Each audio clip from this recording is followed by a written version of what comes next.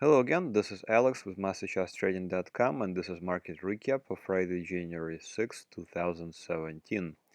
The stocks put in their first all-time high of the year, and I think this is driven by outperformance in telecoms, biotechs, and some technology stocks and sector. Again, high-yield bonds are hitting all-time highs, and this is keeping the uptrend intact. Investment-grade bonds also are bouncing, and we'll see if they already have found resistance at the 50-day moving average. Then we'll look at some of the forex analysis. We could be possibly seeing some reversals there. We'll look at some in-depth coverage of gold and gold miners and see if that's the latest action enough to keep the bears at bay. We'll look at oil, which is kind of turning interesting finally, and natural gas certainly turned interesting after a 12% drop, and then we'll finish off with copper.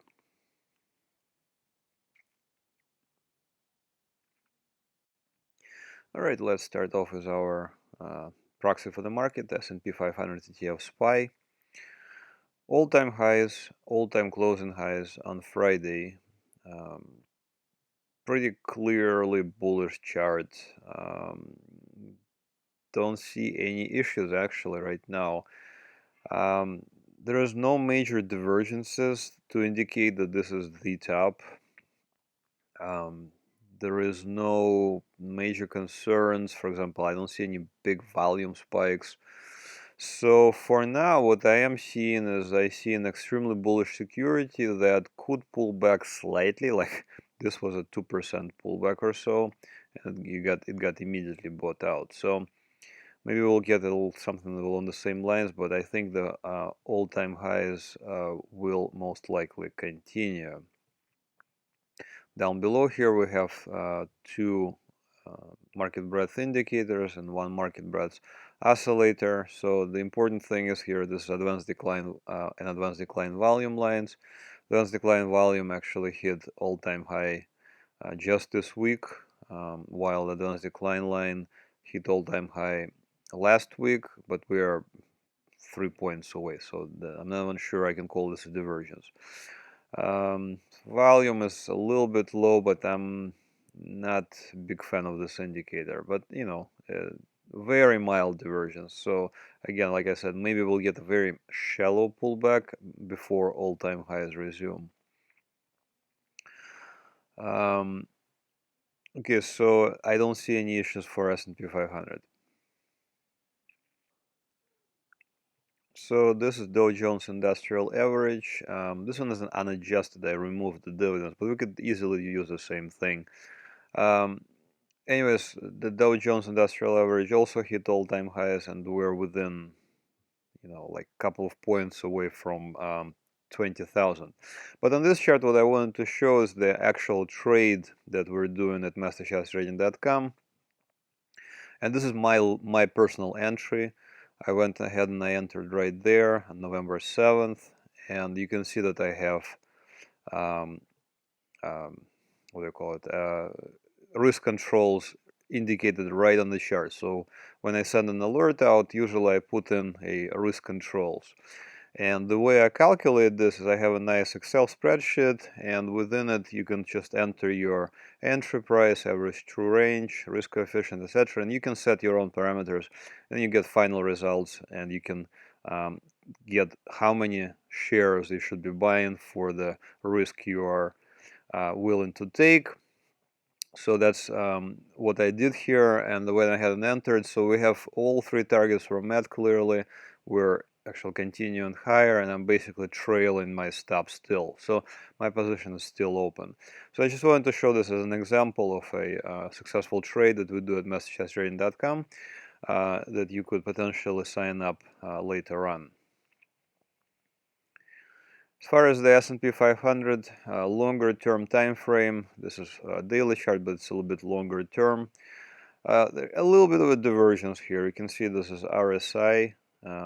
We became overbought here in beginning of December, but now that we made all-time high here, we did not become overbought. So this is a little bit of a bearish divergence. How much of a should we pay attention to it? It's difficult to say. You can also say that maybe we have more room to run to the upside.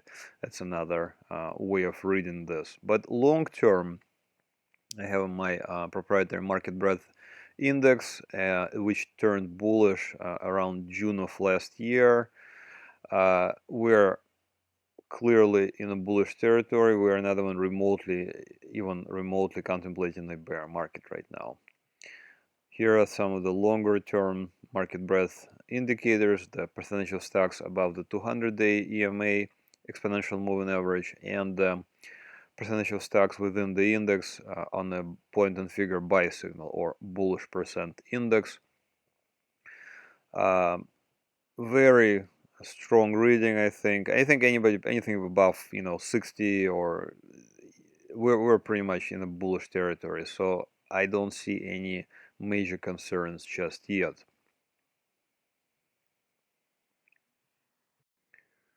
So also QQQ, the NASDAQ 100 ETF.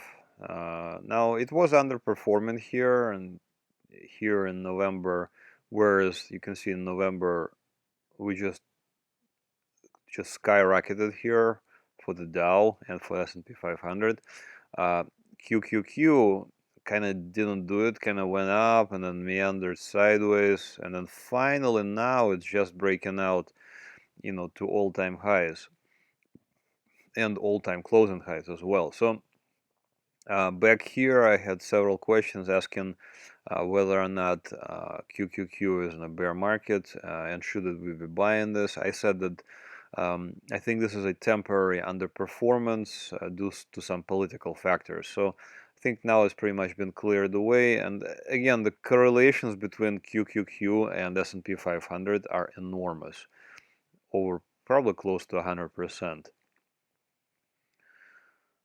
They're pretty much identical for all practical purposes. QQQ sometimes underperforms. In this case, it was underperforming, but now I think it's, basically catching up. So all-time highs, all-time closing highs for QQQ.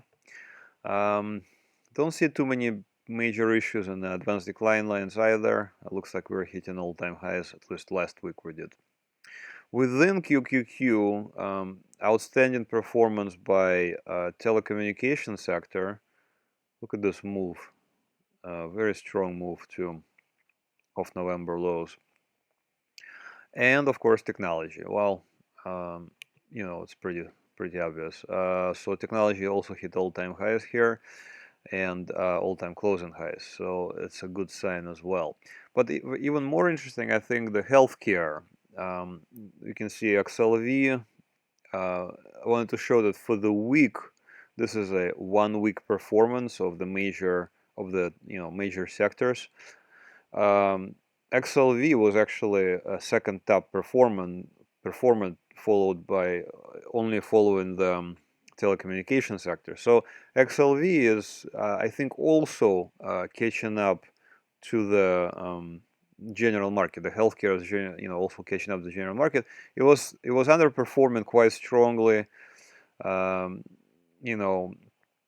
back in August and through November period. But I think now it's time for money to rotate into underappreciated sectors. And I think healthcare is definitely underappreciated currently. So here is another one which is very high beta. That's XBI, but it is part of the healthcare. You can see that it moves a lot stronger, big gap sometimes. Now we did close this gap here, and for the week we actually gained also quite nicely. I think about 7% gain. So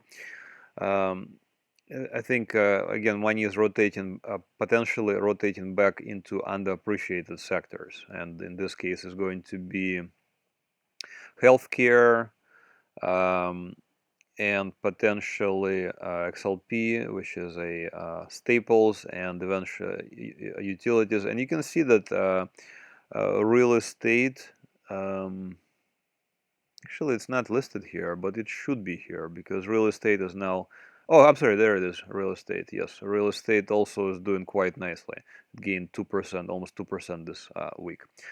So to summarize, stocks I think are very much bullish, and fresh all-time highs I think are going to happen quite soon. All right, moving on to quality ladder. Here's junk bonds.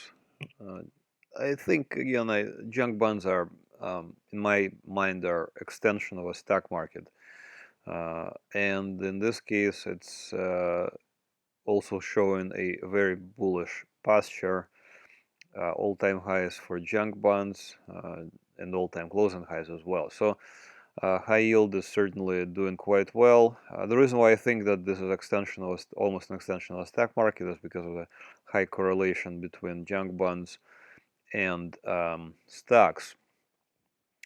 Here's the same chart of junk bonds on a weekly time frame. Very unusual chart. You can see that we hit multi-year lows and just turned around and never looked back to make all-time highs. So 2015, 2016 periods were quite unusual in the history of the stock market, if you look back at some of your historical examples. But nevertheless, currently there is a now unequivocal bullish picture. As we move up the quality ladder, we get into investment grade corporates. Now this one, I cannot say that this is a bearish chart. The reason being is because these are all-time highs, and by the way, this is a total index together with dividends or coupons. So we could just say that maybe this whole entire correction, which was quite deep, basically is retesting the breakout from back April 2015, or rather breakout from 2016 here, above these levels here. Whether or not this breakout, or rather this test of the breakout will hold, remains to be seen. I see three very, well, quite bullish candles, except for the last one, which is there's a little bit of selling at the very end of the week, but these three candles are quite bullish, so potentially we could actually continue higher with investment grade corporates. It's entirely possible. By the way, this is a weekly chart. This is a diversified bond ETF, so it has a lot of corporates together with some of the treasuries. And here what I want to point out is this. This is a daily chart, by the way. I want to point out this 50-day moving average that on Thursday we had a candle close above it, but then we had, sellers come in and push the prices lower. So now we're back below the 50-day moving average.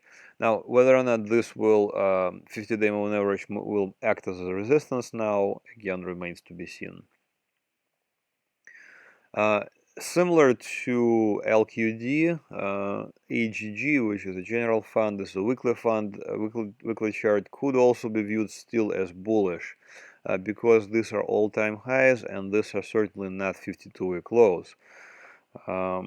So also, three somewhat bullish weekly candles, so it's possible we're finding support here at the previous breakout level. TLT is a little bit of a different story. Here is the Treasury, 20+ year Treasury bond fund. Again, 50-day moving average, we kind of picked above it, then sold off on Friday. I don't know. We'll see if this is it for the move, and we will roll over and continue lower, or whether maybe we'll kind of move sideways and then continue higher. I mean, there's this big gap up here that I think that this security wants to close it. And here's the same chart in the weekly time frame. See, this one is different. This one we had all-time highs, broke support and continued lower, and we did hit 52-week lows. So this one I am a lot less certain whether or not we are in a bull market still for TLT. Especially if we, even though we had, three nice looking bullish candles here, if we kind of roll over and make fresh lows here, this could be a bearish omen for the bonds, for the bonds in general. All right, moving on to the Forex universe. Okay, so this is US dollar on a daily time frame, the US dollar index. So these are multi-year highs, actually just this week.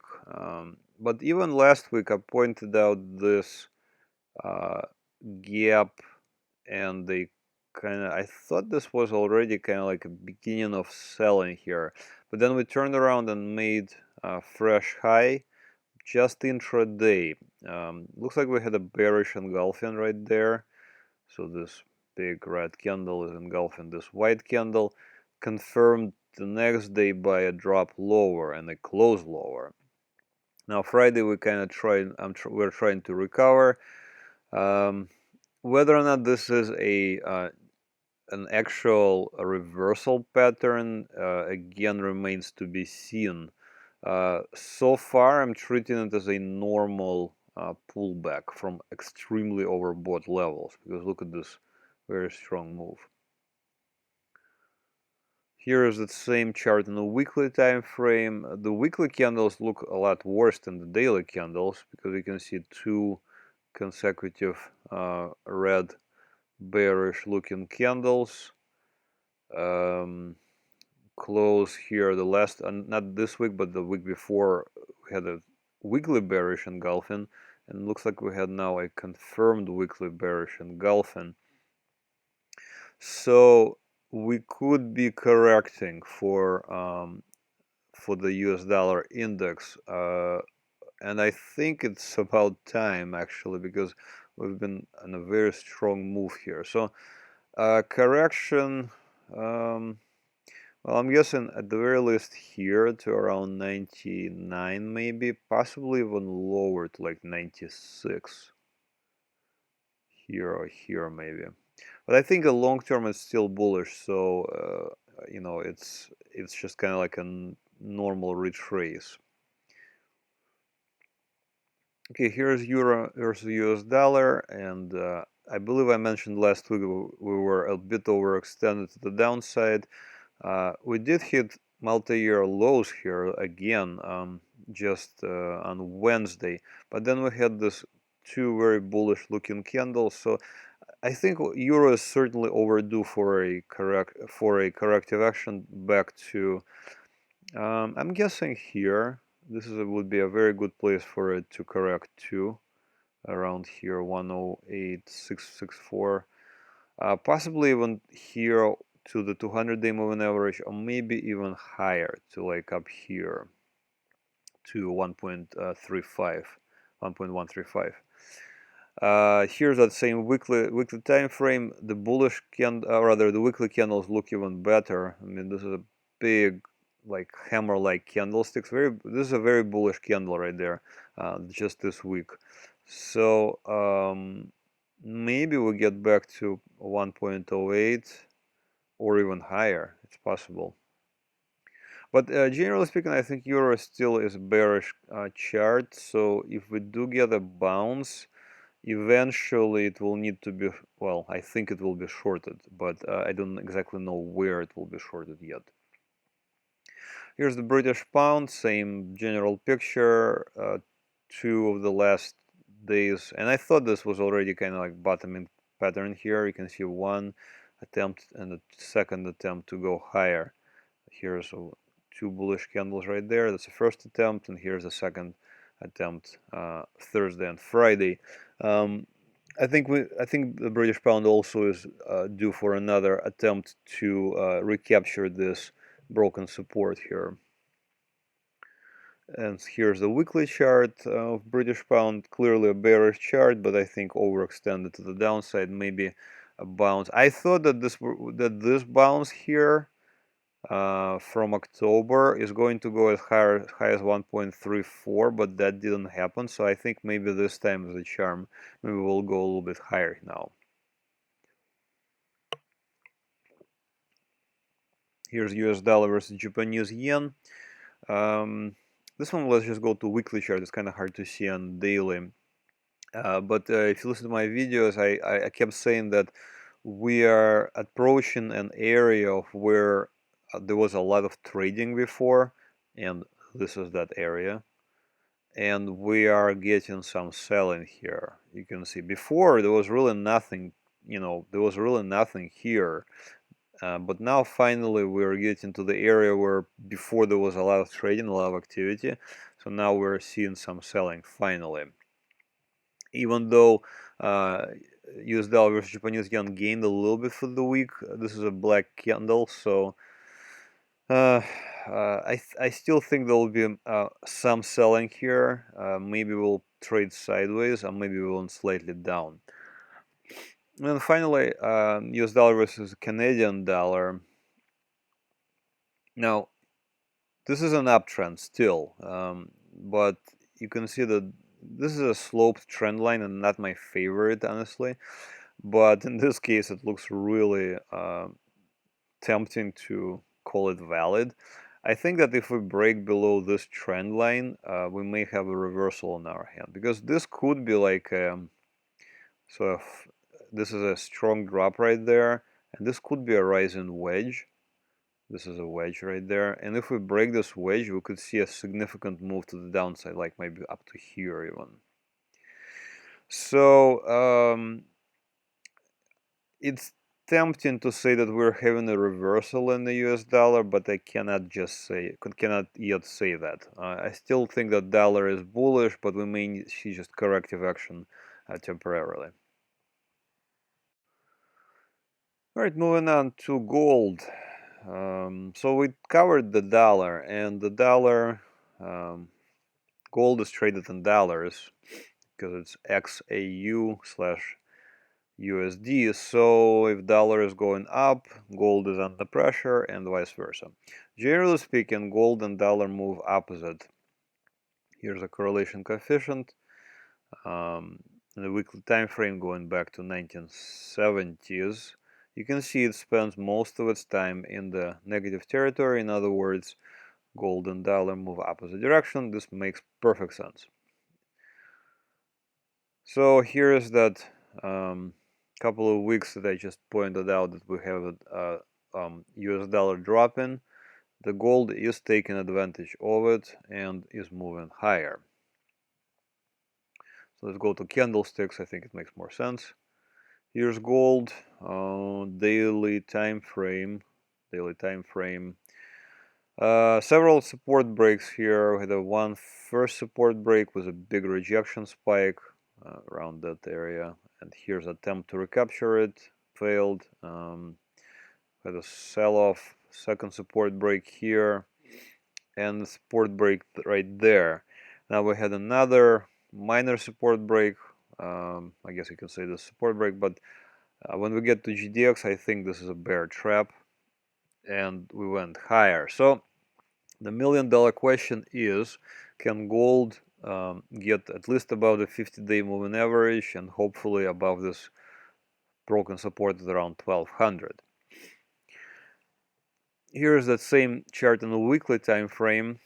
You can see that we're not yet there. We're not yet at the $1,200 level. The reason why I drew the line at 1200 is pretty obvious, because we had several touches of that line.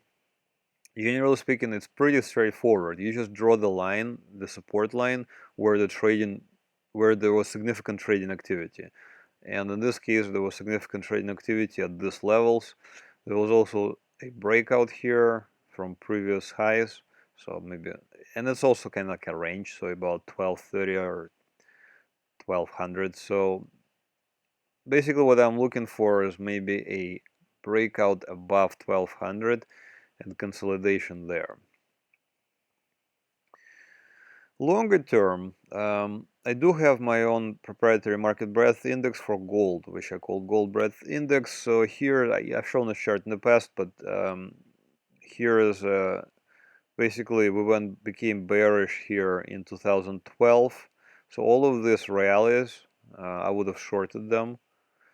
Except for this final one, because here we have gold breadth index has finally turned bullish in March, or I think in March of 2016 here. So from here on, I think that we're in a bull market for gold, and we actually have not yet dropped into a bear market. We're very close, but not yet, and especially since now gold miners have been kind of pushing higher. Here's that same thing, by the way, for gold miners. You could use the same thing for gold miners. A bunch of rallies that should have been shorted, except for this one. This one I think is a valid bull market. You can see also that gold miners did not yet kind of like gold. You can see it kind of really came down pretty hard. Gold miners actually behaved better than gold in this case. So there is still hope for this bull market to resume unless we completely unravel, which is also possible. Okay, so notice here this is gold miners on a daily time frame. You can see that we are above the 50-day moving average for 3 days in a row. That is a good sign because we haven't been able to do so here. And notice gold also has not been able to do so yet. We're still below the 50-day. So that's a good sign. As far as the advanced decline lines, they are improving, a little bit. So that's also a good sign.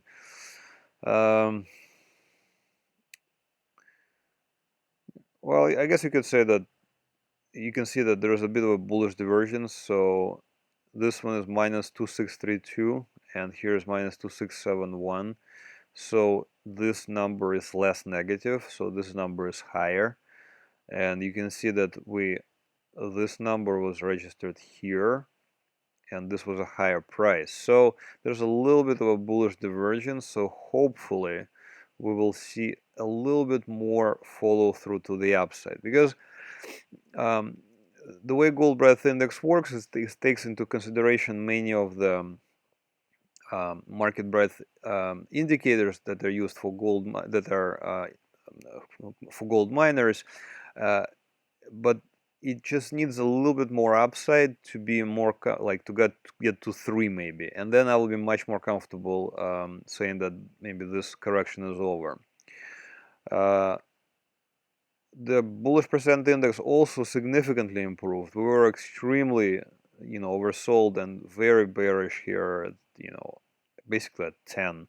Now we're at 42. So ideally, if we could get to like maybe 60, it would make my my thinking about gold a lot more bullish. Right now, right now I'm treating this down here as a bear trap. But again, with gold miners and gold, they're extremely volatile, so we could just completely unravel. But hopefully we won't, I guess. And finally, here's the gold miners on the weekly time frame. And I tweeted this chart out and I said that if we could just punch through this resistance and just close above it, maybe around 23.5, I think we pretty much would say that this correction is over, but we kind of sold off on Friday. Actually, this candle looked really good on if we just ended the week here on Thursday, because it was at 23.35. 23.35 would have been around right there. It would have closed right there, but on Friday we sold off, so I'm still a little bit concerned here. Weekly, this looks very, promising because we have a hammer-like candlestick and a gap up the next week. So that's, it is a promising chart. Again, hopefully we will continue higher and put this correction behind us. All right, this is oil on a daily time frame. So this candle here on Tuesday, this was quite a bearish candle. One of my most bearish candles in my opinion. So it has characteristics of both rejection, because there is a shadow at the top, significant shadow at the top, and also characteristics of non-stop selling throughout the day, because you can see the low was near the close. So this is quite a bearish candle on a above average volume, I guess you can say. There was no follow through just yet. So for now, even though it's 52-week highs, I guess I'm just gonna leave it as is, because this is technically a unconfirmed bearish engulfing. On the weekly time frame, oil actually gained yet again for the week. It's kind of difficult to say. I'm still not 100% about this bull market in oil.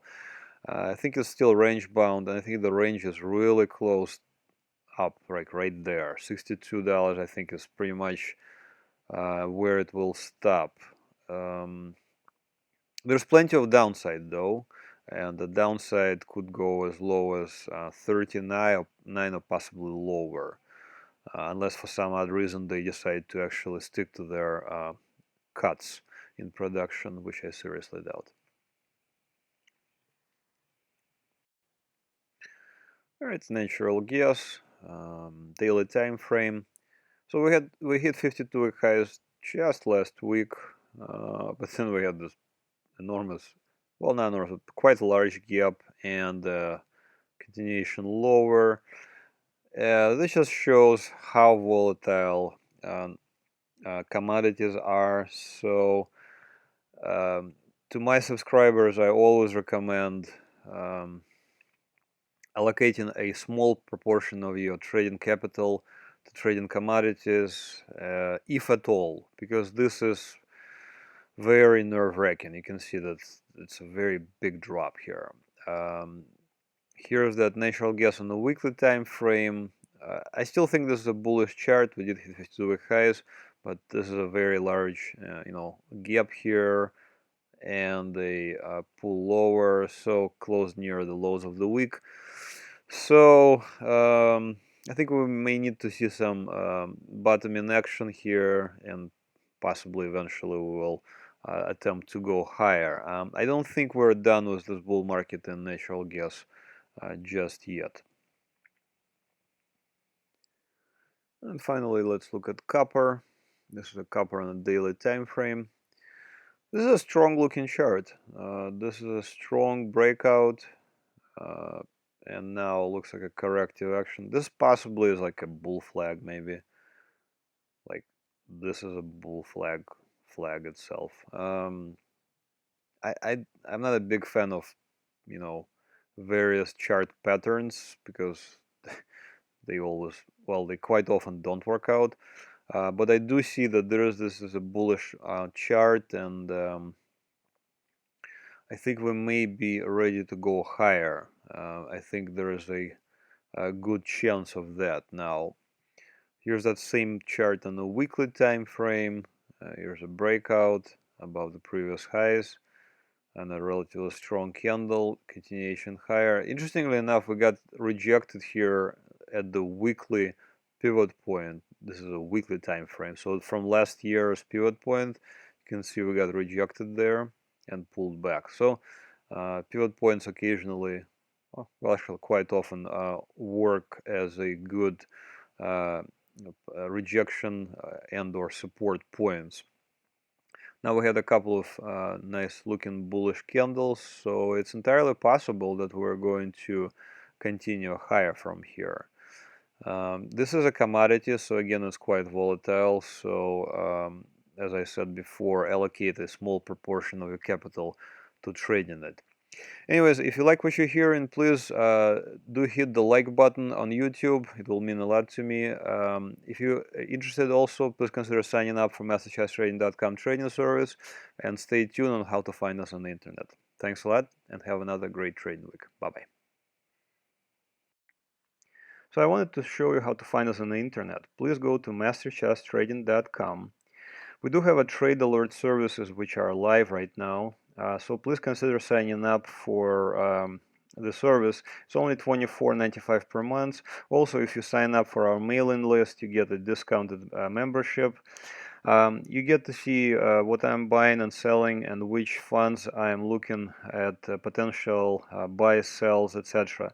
There's quite a bit of members-only content once you log in. There's a lot of information about risk control, which is actually extremely important for traders, because the preservation of capital is really one of the paramount to the success as trading. There's quite a bit of psychology of videos, psychology of trading videos in the members only section as well. Also, I'm going to be starting a Dividend Aristocrats service. For now, it's free for the members that are logged in, that are already paying members. So that's another benefit to signing up soon. The blog section shows the previous posts and market videos, of course. Also, I've added a new section here, which is FAQs, and I do get quite a bit of questions about various, ideas and questions about the market. So if you do have a question, please don't hesitate to send it in. Send it here, and I'll be hopefully I'll be able to answer it for you. All right. Thanks for watching, and please consider signing up for the trailer services. Bye-bye.